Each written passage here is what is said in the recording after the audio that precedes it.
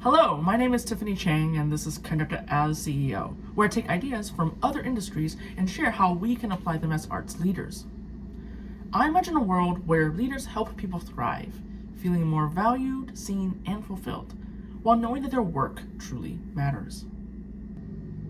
As conductors in rehearsals, it is so easy to be lost in ourselves, in our performance on the podium, in our own interpretations of the music, in our own needs and emotions, and even in our own egos. We forget that musicians are people too, and not machines that simply execute what we tell them to do. People are complex beings who have needs, emotions, interpretations, thoughts, and ideas. So when we ignore this fact, we lose connection and impact as leaders. We also stop serving the people who have been placed in our care when they walk into the rehearsal room. And when we're dealing with people, all roads seem to lead to empathy. It's one of the most difficult skills to learn and to hone. Today, I want to share 4 ways I am personally trying to exercise more empathy in rehearsals. The first way is to label. In Chris Voss' book about negotiation, he writes about labeling as a technique used in negotiation to probe, verify information, and establish rapport. What you do is simply articulate what you think is happening. And a label begins with, it sounds like, it seems like, or it looks like. When giving a musical diagnosis, it's easy for conductors to simply say, you did X wrong, or you are too loud. Now, there's nothing wrong with those statements. At the same time, these statements don't allow us to exercise empathy. We're not really showing interest in why they played it wrong, or why they are too loud.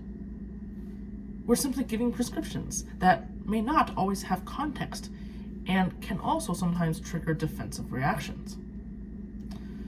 Labeling can look like this in a rehearsal. It seems like you wanted to go faster there. It looks like we are a little confused about the rhythmic grouping here. Now, this language helps identify the problem and offer a platform from which musicians can confirm, correct, or elaborate on our assessment of what's going on. Maybe they are really confused about the rhythmic grouping. Maybe they didn't actually want to go faster, but something caused them to feel rushed, so they went faster. All of that is good information to have to understand what the best solutions are. So labeling helps people also feel seen and understood, and it gives them the opportunity to be an integral part of the dialogue toward solutions. The second way that I'm trying to exercise more empathy is to ask. Sometimes we just need to ask musicians what they need. A good question is, what does support for me look like? For one person, it could be, get out of the way. For another, it could be, please lead me more. The more we ask, the more we may realize how misguided our assumptions may be about what musicians truly need from us as conductors. Sometimes what they really need may not even have anything to do with the actual playing.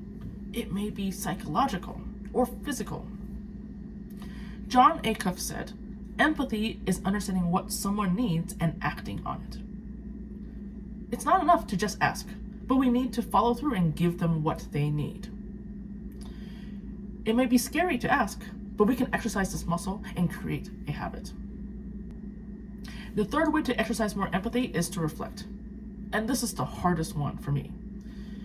We can always become more self-aware, and that's the product of regular reflection. Sometimes we can unknowingly turn empathy off.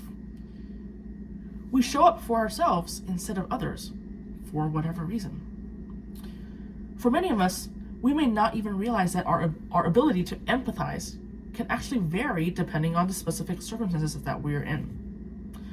Maybe when we encounter people who disagree with us, we shut down our empathy. Perhaps we have unconscious bias toward a certain personality, and we make assumptions without first trying to understand.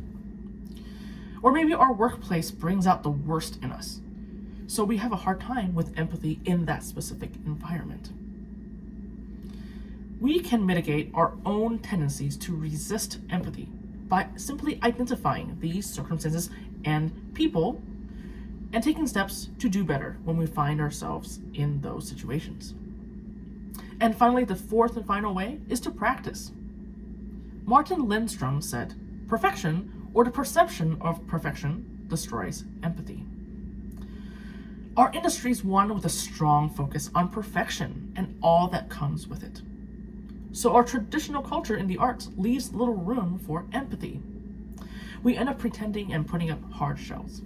We may have never practiced empathy before, or if we have, we're probably severely out of practice because we simply don't have abundant opportunities to do so. So one way to practice empathy is through practicing vulnerability. Vulnerability is a way to counter perfection. It allows leaders to connect with their people and to allow for more empathetic conversations to happen. Simply sharing something vulnerable helps people feel seen and validated. When leaders create an environment where we can all be okay with vulnerability, we can find more opportunity to practice empathy within it. And we simply have to be okay with vulnerability. We don't have to be good at it. So my 4 ways of exercising more empathy are label, ask, reflect, and practice. Maybe one of these 4 ways resonates with you. If so, begin with that one and start working on it. If these ideas resonate with you, please consider signing up in the link below to receive an email with each new blog post sent directly to your inbox. Thank you and have a great day.